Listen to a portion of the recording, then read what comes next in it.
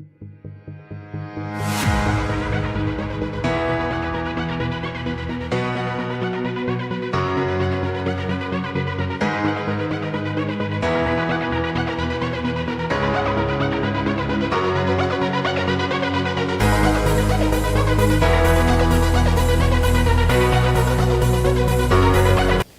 pauta de hoje é com Priscila Menin, ela que é escritora, advogada e presidente do partido PMB. Tudo bem, Priscila? Tudo bem, Jô. Maravilha. O mais legal é dar uma entrevista para uma amiga que a gente é há mais de 15 anos, né? Pois é, isso é muito Isso emocionante. É muito mais natural. É verdade. Priscila, conta pra gente o que é ser esposa, mãe, escritora, advogada e ainda presidente do Partido da Mulher. E vou dizer uma coisa para vocês.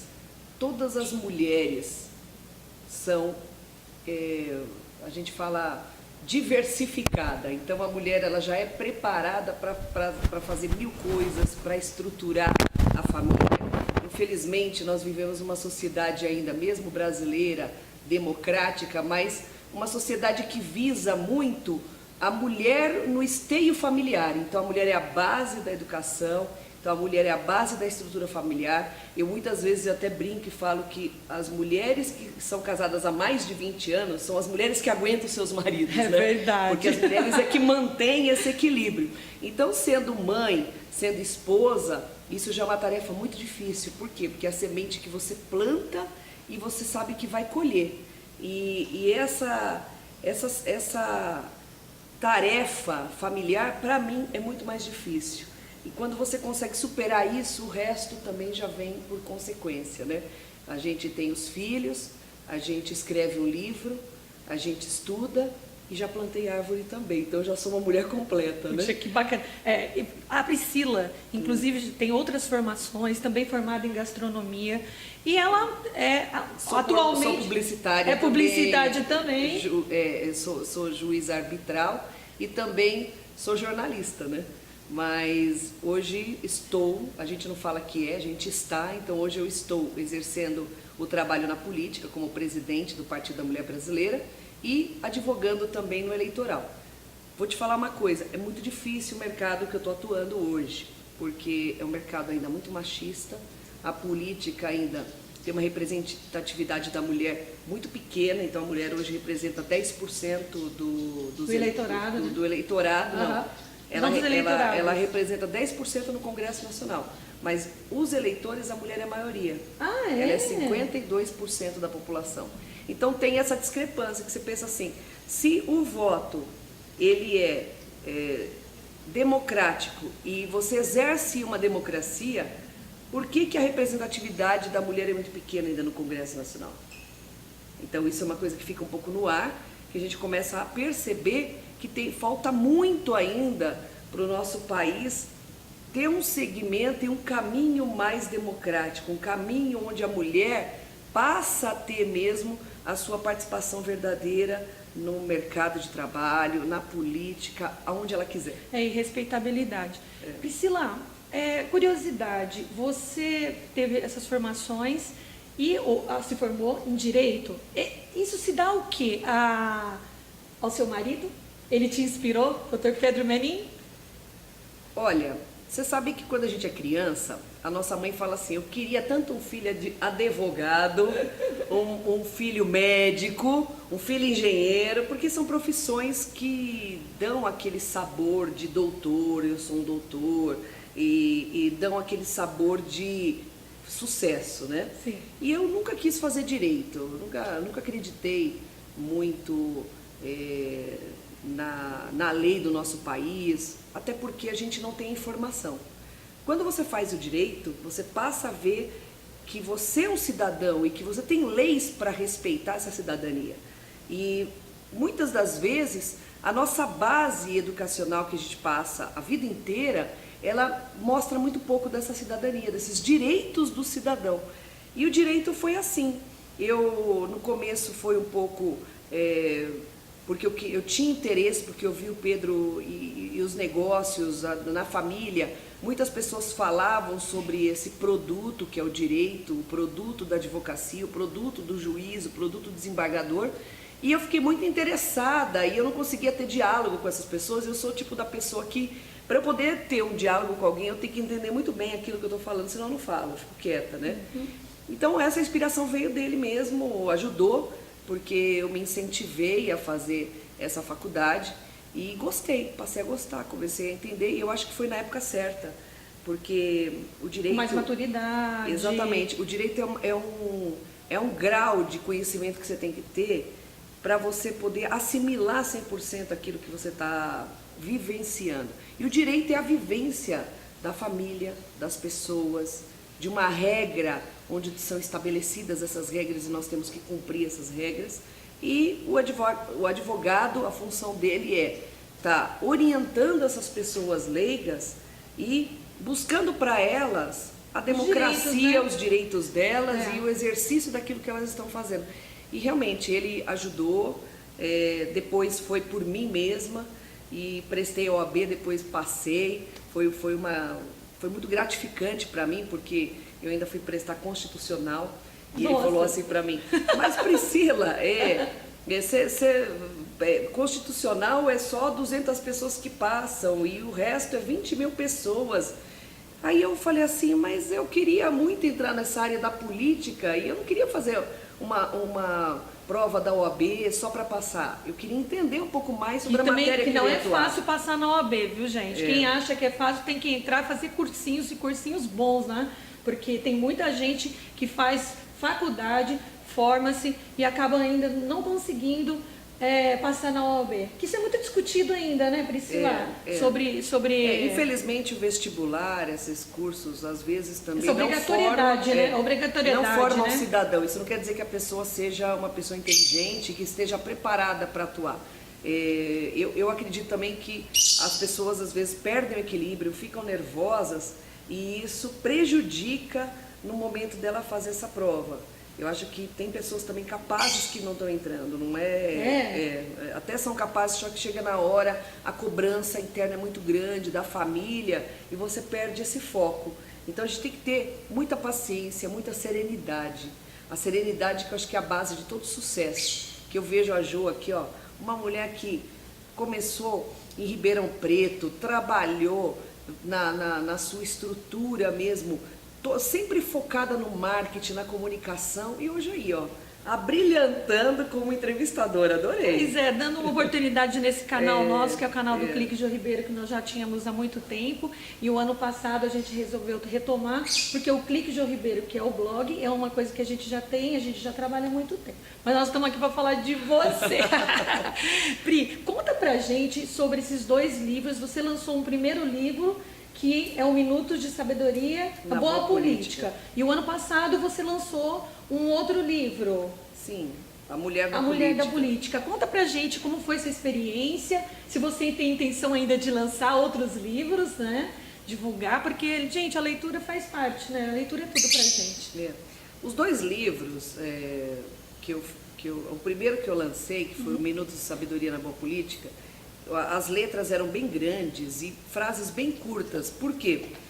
Eu queria impactar a sociedade com a leitura.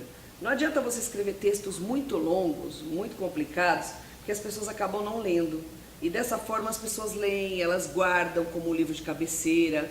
E aí eu demonstrei ali um pouco da mudança que a pessoa tinha que fazer socioeconômica e também a mudança da automotivação do ser humano. Então eu fiz esse mix, que a política pode ser a política, como a política da boa vizinhança. E nós nascemos políticos. A partir do momento que nós choramos para mamar, a gente já está exercendo a política de eu quero, você me dá, o que a gente vai conseguir chegar. E esse resultado tem que ser sempre positivo. É o que a gente busca. A Mulher na Política foi um trabalho de tese de desenvolvimento da faculdade. Que eu queria exatamente bater em cima das cotas eleitorais. Trabalhar, por quê? Tem uma discussão muito grande hoje no mercado eleitoral sobre a participação da mulher na política. E aí eu fui buscar na história, na trajetória da mulher, por que hoje ela sofre esses preconceitos tanto no mercado de trabalho e na política. Porque ela veio de um empoderamento muito grande. A mulher, antes de começar a humanidade, ela tinha o dom do ventre, ela tinha o dom de ter o filho. Então quem comandava e organizava o país, ou a sua sociedade, ou o seu grupo, ou a sua comunidade, era a mulher é que tinha a decisão. Na verdade, a mulher comanda ainda, né, Priscila? Sim. Um homem, uma casa sem uma mulher, do que é feito? É verdade, é verdade. Não é verdade? É verdade. Isso eu apoio, eu acredito, porque apesar da aqueles nossa que não cultura. têm as mulheres têm as mães também, Claro, que representam muito bem, claro. né? Agora, a mulher, ela perdeu esse elo que foi depois do Império Romano. Que aí os romanos começaram a perceber que eles iam para a guerra, muitos não voltavam e a mulher tomava conta dos recursos que eles traziam, né? E aí eles começaram a discutir, depois do desenvolvimento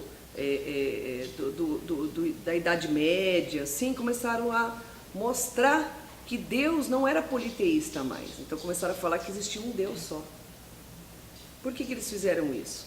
Para poder criar a característica de que a pessoa que comanda é um homem, a figura de um homem, não é a deusa, como era no Egito antigo, a deusa do amor, a deusa da saúde, também na Grécia, na mitologia grega, que tinha essas deusas muito bem estruturadas.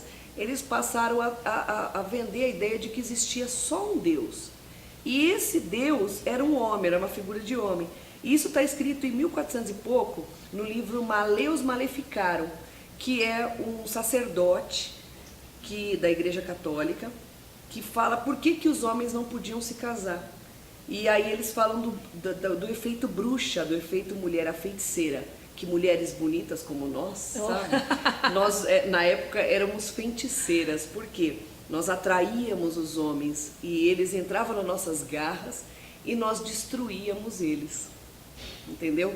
E aí eles falam muito assim, que na Bíblia, assim, eu não vou entrar profundamente, até porque não é religião, claro. Mas pelo que eu estudei, muitos falam que a Eva veio da costela de Adão, porque isso está no Maleus Maleficarum, porque a costela é a região do abdômen e o homem nunca conseguiu ter filho, e aí eles justificaram que a mulher também veio do abdômen dele, entendeu? Porque é uma forma de gravidez, então a mulher foi projetada da costela do Adão. Sim. Entendeu? Então ele também teve uma gravidez. Olha que coisa incrível. Então a busca do homem entre a concorrência sobre os dons divinos que a mulher e o homem têm. E a mulher tem a sensibilidade, por isso que ela é bruxa e ela não pode perder isso, né? Essa sensibilidade. Ela sente, ela fala, eu estou sentindo que não vai ser bom. Aí tem aqueles maridos que não aceitam. Bem, não vai fazer isso que não vai ser bom para você. E aí ele fala, imagina, que não sei o que, depois ele volta, a Jô tinha razão, a gente podia ter ouvido mais. Por quê? Porque a mulher tem sim um sexto sentido mais apurado, onde ela não pode descartar. E quando ela passa para os homens, esse conceito assim de, não é bom, esse caminho é o certo, a gente tem que respeitar. É bom o homem observar, então, né? Só que daí Deus deu um defeitinho para nós, né? Que a gente fala como se não parasse mais, né? Como se fosse a última vez que fosse falar. Aí a gente perde aquela credibilidade. Mas se a gente domar, dá tudo certo, viu? Muito bom, assim? Muito bom. Bom, então aproveitando sobre isso, este ano, Priscila, é um ano de política, é ano de eleição. O que o partido tem de propostas para que nós possamos fazer em votação em massa? Vamos todos votar aqui para o partido da Priscila. Partido da mulher. Até gostaria, viu? Até gostaria, mas a política não funciona muito assim, né?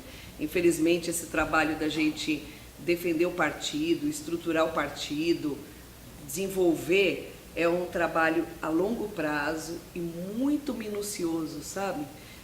Nós estamos num ano eleitoral, num ano crítico, onde eu fico até triste eu como eleitora, e nem como política.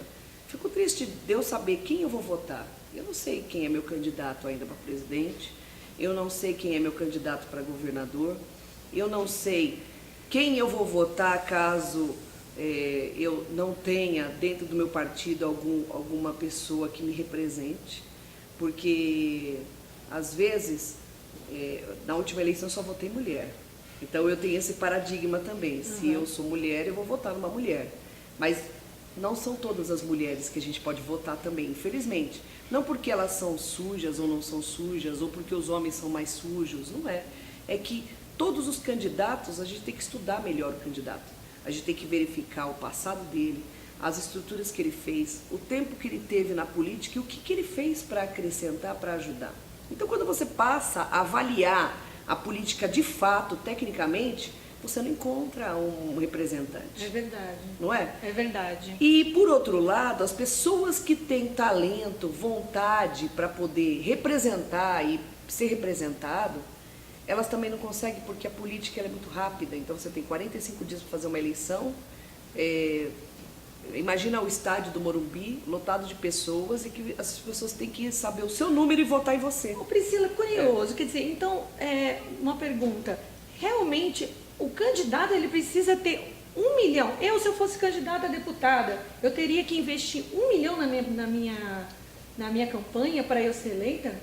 Você tem que imaginar o seguinte, 1 milhão é relativo, depende da sua popularidade, do reduto eleitoral que você atua. Mesmo com o reduto eleitoral, você tem que investir. Por quê? Ninguém vai carregar o seu santinho de graça, ninguém vai entregar material nos bairros para saber quem é você de graça. Então, ninguém hoje ele consegue fazer um trabalho só com dinheiro também. Se você falar assim, eu invisto R$1 milhão na minha campanha, isso não te dá garantia de ser eleita. Por quê? Vai depender do seu reduto eleitoral, vai depender do tipo de parceria que você tem com o seu eleitor. E você não é a pessoa, você não é a Jo Ribeiro, você não é a Priscila Menin, você não é nada. Você é um número. E esse número é que tem que chegar nas urnas eletrônicas no final do seu trabalho eleitoral e no dia da eleição. Entendeu?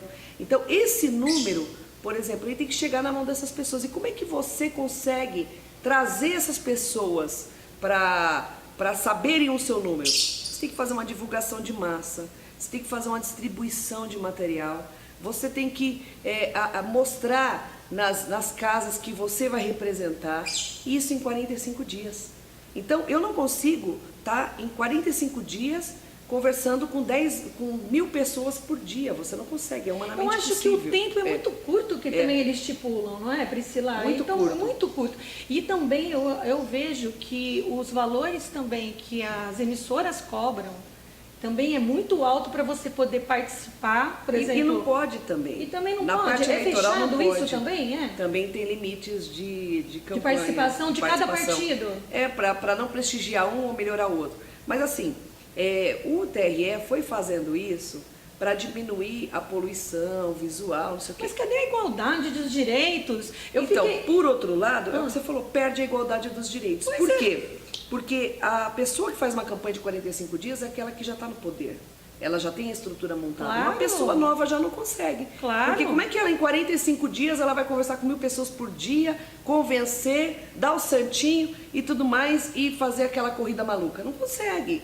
E televisão, você fala assim, mas a televisão, o efeito Tiririca. Efeito Tiririca foi uma grande estrutura que o Partido Republicano fez. Marketing grande, né? A televisão era só a manutenção da mídia que foi feita dele nas ruas. É assim. Você que fez marketing, você sabe. Claro. Que o outdoor ele só serve para quê? Para fixar a tua marca, mas ele não te dá voto. Entendeu? A televisão não te dá voto. Ela fixa que você é candidato, só isso. Redes sociais também não dá voto, né, Priscila? Não dá. Você pode ter 1 milhão de seguidores, todo mundo fala que vai votar, chega na hora e ninguém vota.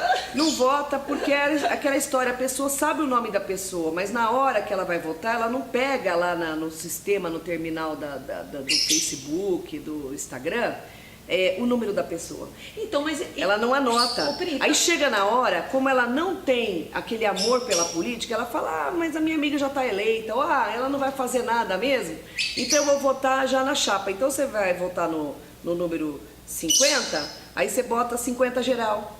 É assim. Você vai botar 35, que é o Partido da Mulher Brasileira, você coloca 35, 35, 35, 35. Você elege o partido, a legenda. Eu sou contra partido, assim, eu sou contra. Entendeu? Porque tem pessoas que estão ali no partido que acabam sendo eleitos sem trabalhar, sem voto, sem nada. E outras pessoas que se empenham mais. Que é o famoso voto de cabresto, que infelizmente sempre existiu e vai continuar. Eu acho que isso deveria ser mudado, viu? Tem que entrar alguém poderoso lá para mudar isso daí, né, Priscila? Não, é verdade. É assim, por isso que eu falo, eu não sou a dona da verdade e não acredito que eu vá conseguir mudar tudo, mas eu tenho que plantar minha semente e passar para os amigos, para as mulheres que têm esse mesmo interesse. Aos poucos as coisas vão mudando. Eu acho que a política hoje já teve um grande avanço. Por quê? Porque a política hoje, ela tem uma estrutura democrática, pelo menos com a Polícia Federal, o juiz, trabalhando em cima da anticorrupção. Isso já dá uma inibida, não que vá destruir, porque não destrói. Enquanto alguns estão presos, outros são formados para continuar fazendo esquema e estruturando. Agora, o que a gente tem que fazer? A gente tem que estudar essa pessoa, capacitar. No meu livro, A Mulher na Política, ele fala muito disso, que a mulher ela tem que se empoderar, ela tem que aceitar aquilo que ela teve de empoderamento do passado e trazer para os dias atuais. Só que como é que faz? Tudo tem uma parte cultural, onde ela tem que quebrar os paradigmas. Então nós temos que treinar mulheres, treinarem homens novos, para fazer a diferença. E até você me perguntou do livro também, falando se eu teria que escrever outros livros. Eu já escrevi outro livro que chama Não Caia nas Ciladas do Político Marqueteiro.